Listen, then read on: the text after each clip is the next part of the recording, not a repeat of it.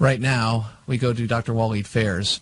His book, The Coming Revolution, Struggle for Freedom in the Middle East, is a must-read when it comes to understanding the war that we are in. He has written a series of books, and over the last 30 years has become recognized as one of the world's foremost terror analysts. He is also a Fox News contributor. Welcome back, Dr. Walid Phares. How are you? Good. Thank you so much for having me back again. Always good to have you on. I've been checking out your work this week, and there are so many things I want to address with you, and I guess we'll go into a line of questions. First, the Lebanese government. You saw this coming. You wrote a piece back in the Wall Street Journal about how this would take place. But for the rest of us in the laity who don't understand and think, okay, Lebanon, I get it.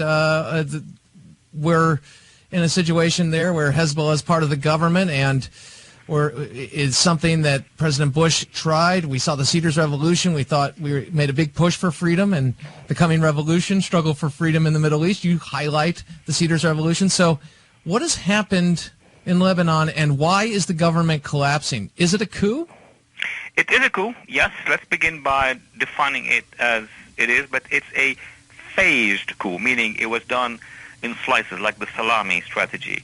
The first chapter of that coup was actually done, and we've discussed it on your show, discussed it many times, in May of 2008, when Hezbollah invaded half of the capital, few more districts, crumbled at the time a much more pro-Western government headed by Fuad Siniora, and then forced the other components of the Cedars Revolution to accept the presence of Hezbollah in the cabinet. So what Hezbollah was able to achieve yesterday, i.e. to crumble this mild government, which is half Hezbollah and half Cedars Revolution, was actually done a few years ago.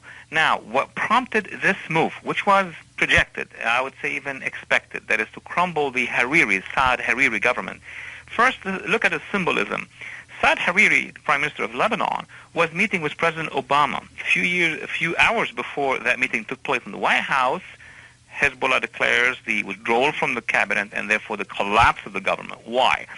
Because this is happening at a time where the United Nations formed Special Tribunal for Lebanon, which is investigating, and I guess by now about to issue the indictments in that assassination of 2005. To remind our listeners, Hezbollah understand that if that happens, they are going to be indicted. So in order to preempt, they did this half coup, if you want, crumbling the government, so there would be nobody in Lebanon to be able to implement what the International Tribunal would want them to do.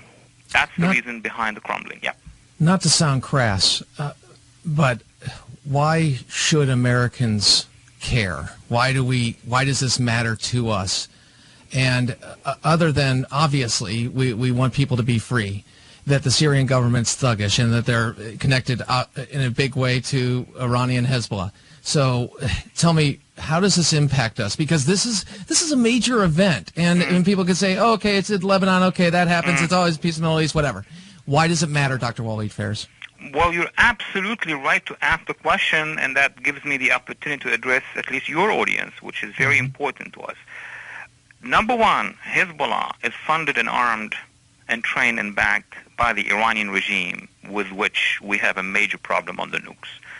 Hezbollah is an outlet dominated by the Iranian regime, which, on the one hand, controls now all of Lebanon and therefore the borders with Israel, has 45,000 missiles and rockets, which can trigger at any time of their choosing another conflict with Israel. So that's first reason.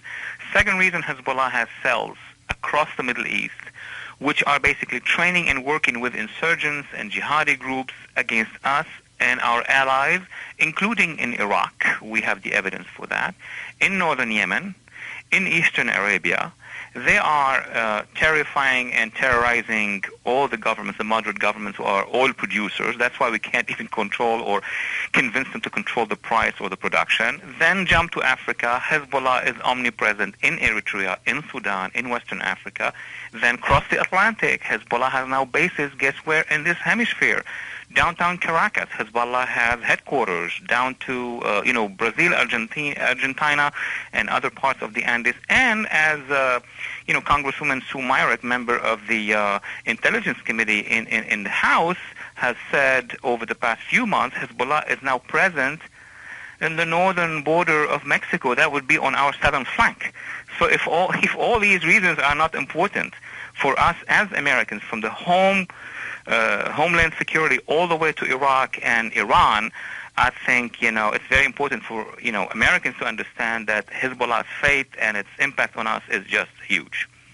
Always talking about, we mentioned a problem, we mentioned a crisis, we mentioned the war overall, but can we take a significant step forward if we don't have the leader of the free world be a champion for freedom in the vein of Ronald Reagan or even George W. Bush pre 2006? Look, as I argue in my new book now, the Coming Revolution, Struggle for Freedom in the Middle East, there's a whole chapter on Lebanon, the Civil Revolution, and Hezbollah. It's very simple. There are stages. Stage number one, we make our intentions known, that we stand by civil society in Lebanon. And that civil society is not silent. It's not part of the silent majority. You and I discussed it many times that in 2005, 1.5 million people, Lebanese from 3-4 communities, took to the streets of Beirut, and they were the reason for why, at the time, President Bush, President Chirac of France, called on the Syrians to withdraw, and they did. And Hezbollah was on the defensive. They were concerned that there will be a massive uprising against them in Lebanon. Then we abandoned Lebanon and the Cedars Revolution and everything, and Hezbollah came back as a counterattack. It's almost identical or comparable to the Prague Spring in 66, 68.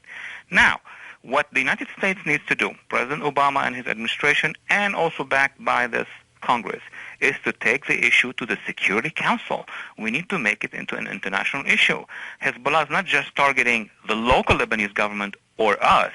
They are rejecting, they want to destroy. Actually, yesterday one of their spokespersons said, we are destroying the Special Tribunal for Lebanon. So they are against international justice. We need to take it back to the Security Council and then proceed from there. Update on events in the Sudan and the vote to secede from the south to secede from the north. The biggest news now, a few hours ago, the international observers, including the American observers on the ground, have confirmed that the condition for the results of the referendum to be accepted have been met. That is, 60% of South Sudan voters have voted. So already congratulations to the people of Southern Sudan. They've met their obligations.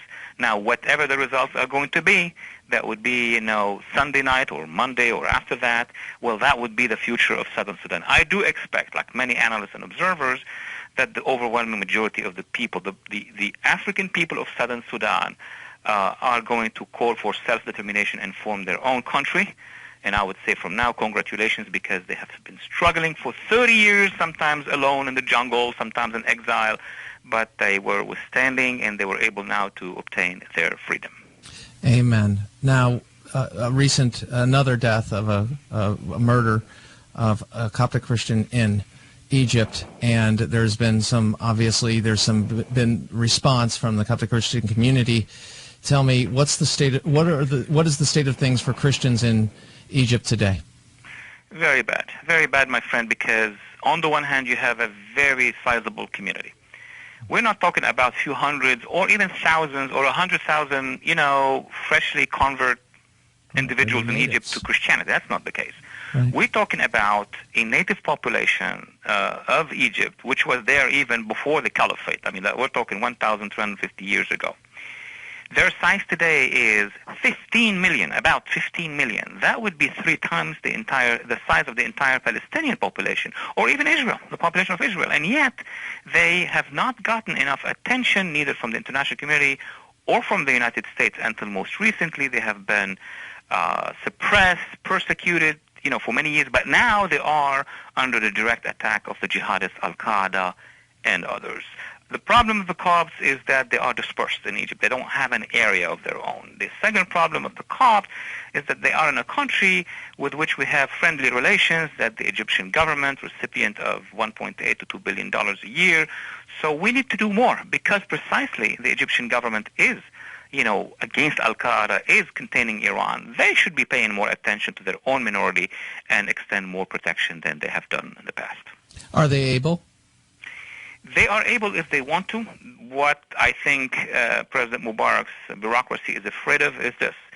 If they treat the Copts better, then they're going to have another front, which is the Islamists or the jihadists, including the core Muslim Brotherhood and the other jihadists, are going to, raise hell, quote unquote, against that government. So the government is trying to say, everybody is equal in Egypt, but they're not putting the extra effort, the extra mile to actually give rights. Give rights to the Copts, schools, churches, what have you, and protect them at the same time. Dr. Walid Phares, next week, make the date. I will have finished the book, The Coming Revolution. I love it. Struggle for Freedom in the Middle East. Thank you so much. Pleasure. Thank you for having me. Take care.